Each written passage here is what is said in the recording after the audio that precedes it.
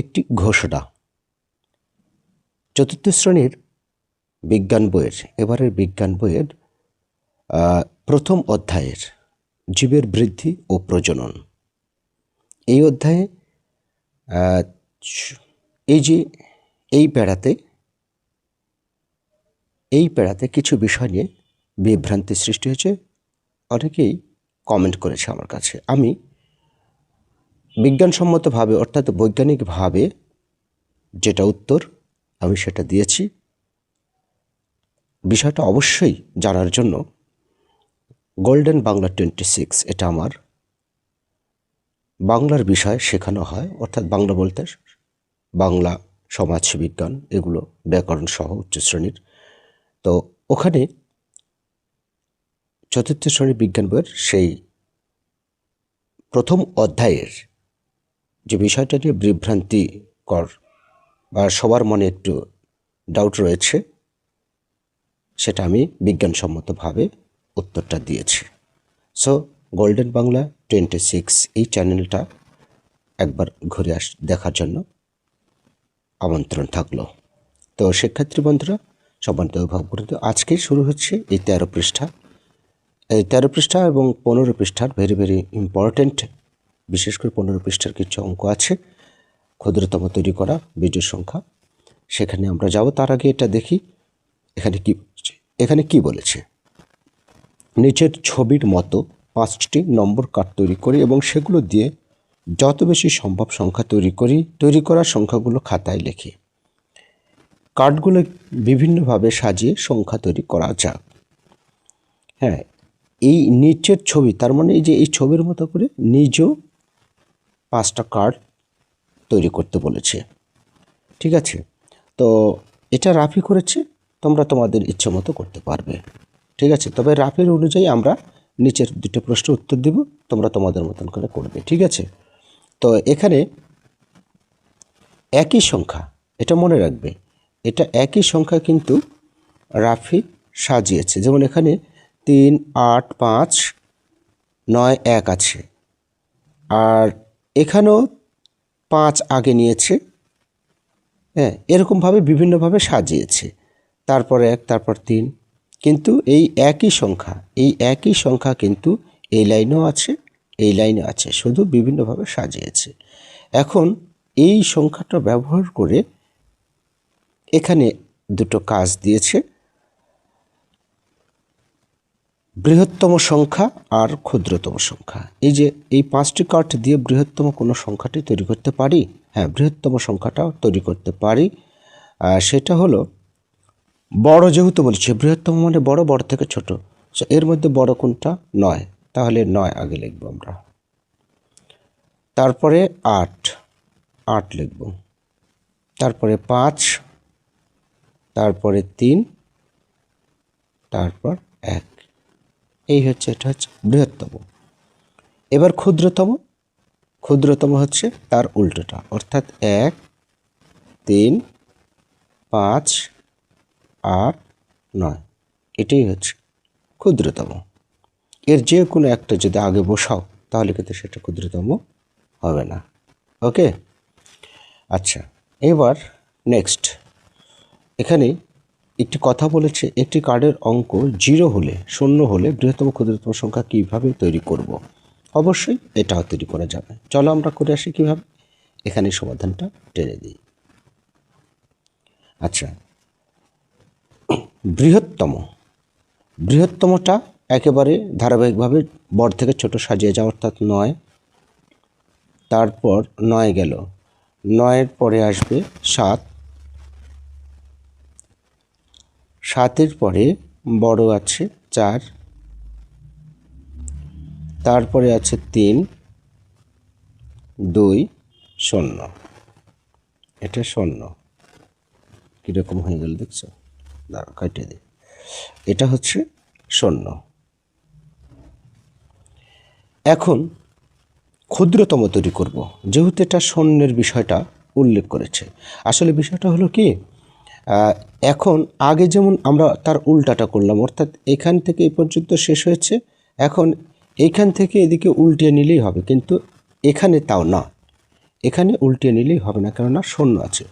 শূন্য যদি আগে দেওয়া যায়, হ্যাঁ, তারপর যদি 2 দেওয়া যায়, তারপর 3 দেওয়া যায়, তাহলে এটা ভুল হবে। কেন ভুল হবে একটু বলে দিচ্ছি আমি, লিখে নিই, তাহলে বিষয়টা আরও চমৎকার হবে।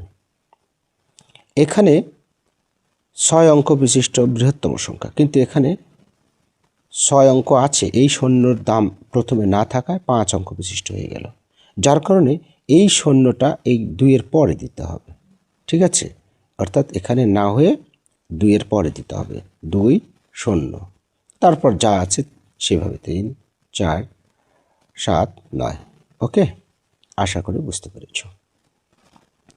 আচ্ছা, এর পরবর্তীতে 14 পৃষ্ঠা শূন্যের বিষয়টা বুঝিয়ে তুলেছে যেভাবে আমি বুঝালাম।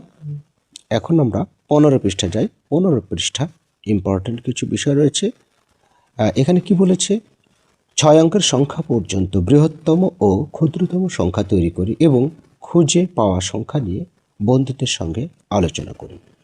6 অঙ্কের সংখ্যা পর্যন্ত বৃহত্তম, তো এখানে প্রথমে প্রশ্ন করেছে 1 অঙ্কের সংখ্যা, 1 অঙ্কের বৃহত্তম 9, আর 1 অঙ্কের ক্ষুদ্রতম 1। আচ্ছা, তারপরে 2 অঙ্কের বৃহত্তম 2টা 9, খুব সহজ।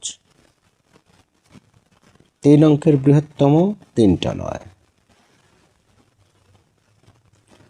4 অঙ্কের বৃহত্তম 4টা 9। এইভাবে বলবে, এই একক দশক শতক করে বললে কিন্তু ভুল হবে, যে 9999 এভাবে বলার দরকার নেই। 5 অঙ্কের বৃহত্তম 5টা 9, 5টা 9। 6 অঙ্কের বৃহত্তম 6টা 9। যদিও আমার ধারাবাহিকটা এই দিক থেকে লেখা লাগতো, তাহলে সবগুলো এরকমভাবে সারি সারি হতো। যাই হোক, এটা যোগ বিয়োগ যেহেতু করতে বলছে না, 6টা 9। এবার আসো 2 অঙ্কের ক্ষুদ্রতম। তো 1 অঙ্কের ক্ষুদ্রতম তো 1 হলো, 2 অঙ্কের ক্ষুদ্রতম মানে কি 2টা 1 হবে? নো, 2টা 1 হবে না। ঠিক আছে, আসলে এখানে দুটো 1, এই দুটো 1 মানে কি 11 না, এর চেয়েও ক্ষুদ্রতম আরেকটা হয় 2 অঙ্ক বিশিষ্ট, সেটা হচ্ছে কি 1 লিখে শূন্য। এইবার শূন্যের কারবার হবে এখানে, অন্য কিছুই না, এটা হবে শূন্যের কারবার। অর্থাৎ তোমার 1 অঙ্কের 2 অঙ্কের ক্ষুদ্রতম হচ্ছে 1 লিখে একটা শূন্য। ঠিক আছে, 1 লিখে একটা শূন্য, 1 প্রত্যেকবারেই থাকবে। 3 অঙ্কের ক্ষুদ্রতম মানে 1 লিখে 2টা শূন্য, তাহলে দেখো সংখ্যাটা 3টেই হচ্ছে। 4 অঙ্কের ক্ষুদ্রতম মানে 1 লিখে 3টা শূন্য, তাহলে 4 অঙ্ক হয়ে গেল। এই যে 1 সহ 4টা অঙ্ক হয়ে গেল। 5 অঙ্কের ক্ষুদ্রতম মানে 1 লিখে 4টা শূন্য, 2 3 4। আর 6 অঙ্কের ক্ষুদ্রতম মানে 1 লিখে 5টা শূন্য, একটা থাকবে শুধু শূন্য দিয়ে, বাকিটা অপশন পূরণ করতে হবে।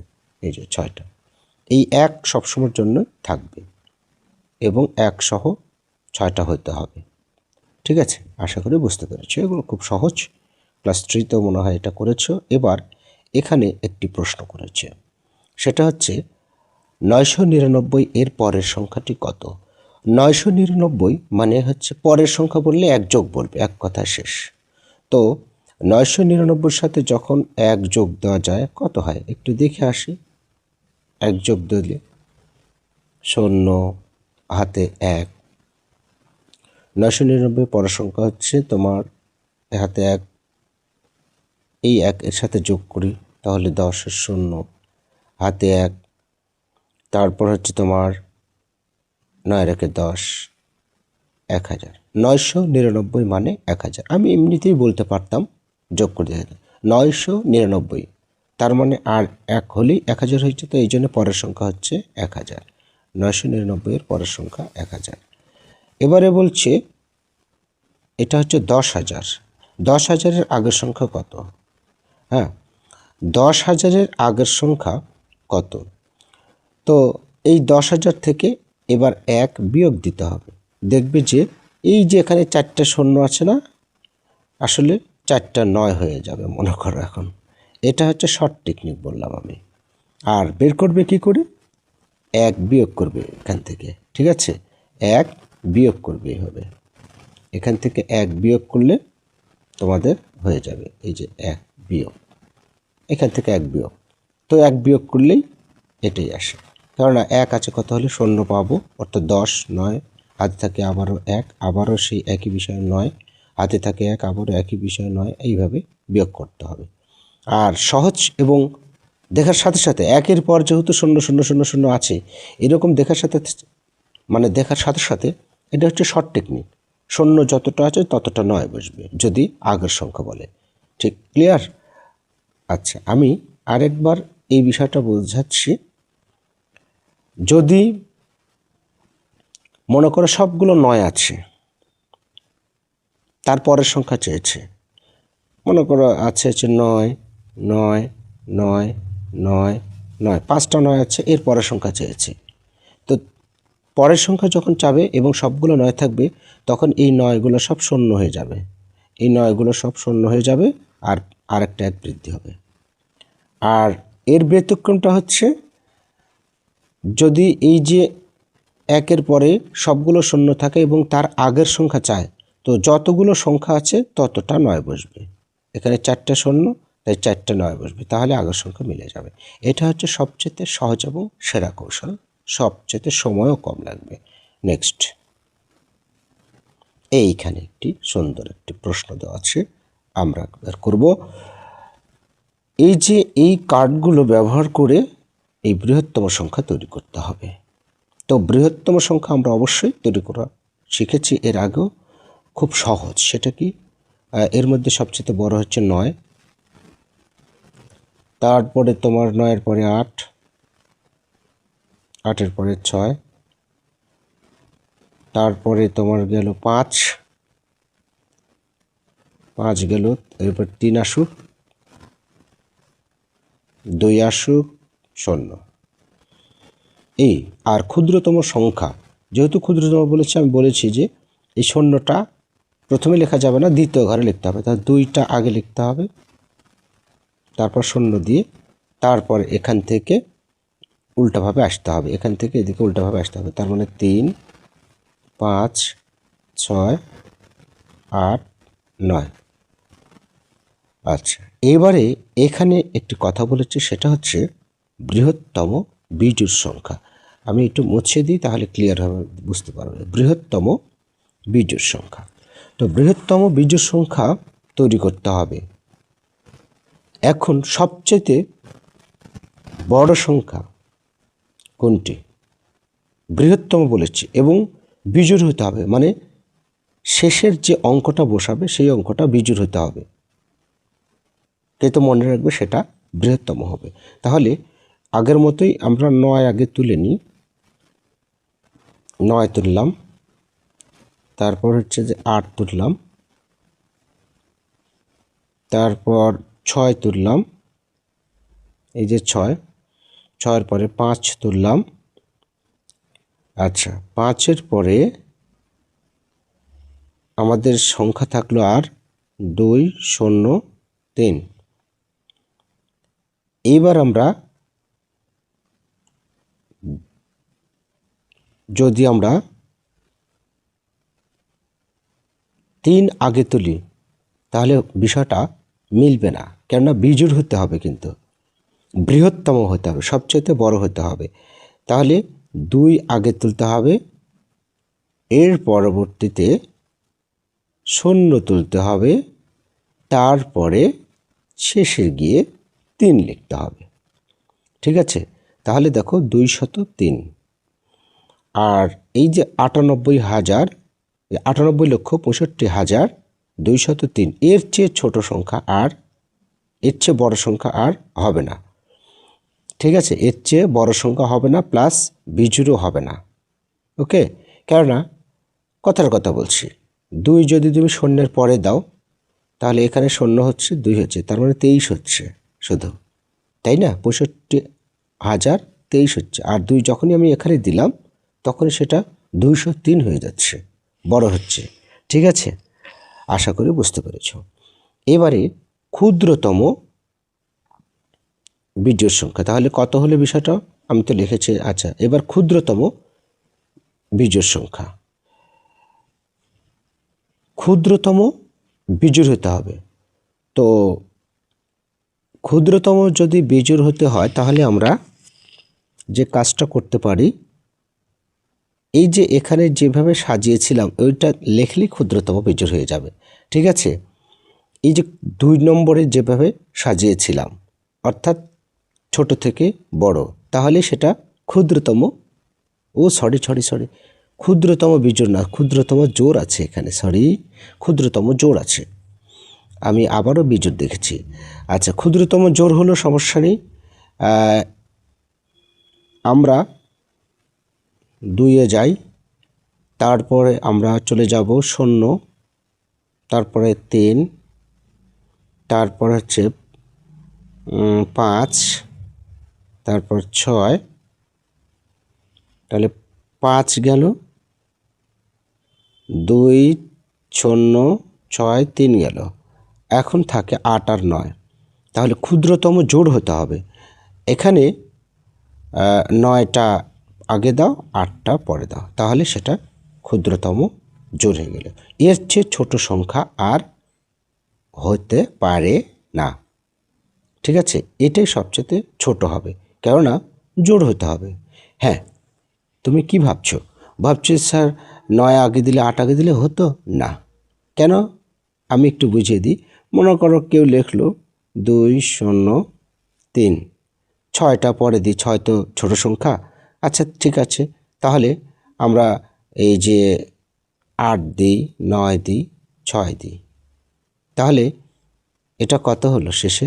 896, আর এটা কত হলো? 698। তার মানে কি, এটাই তো ছোট হলো, তাই না?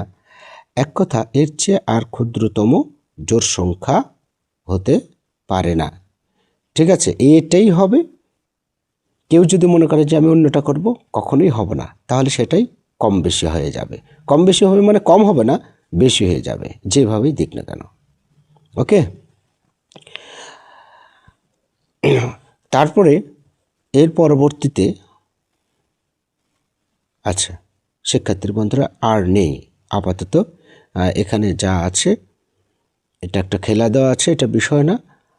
আজকের ক্লাসটি তাহলে এ পর্যন্ত থাক। আগামী দিন ইনশাল্লাহ পরের পৃষ্ঠা থেকে সমাধান তুলে ধরব। কমেন্ট করে জানিয়ে দিবে কোন পৃষ্ঠার সমাধানটা জরুরি। ভালো থেকো, সবসময়ের জন্য সবার মঙ্গল কামনা করে এবং দীর্ঘ জীবন কামনা করি, এই ভরসায়। আল্লাহ হাফেজ।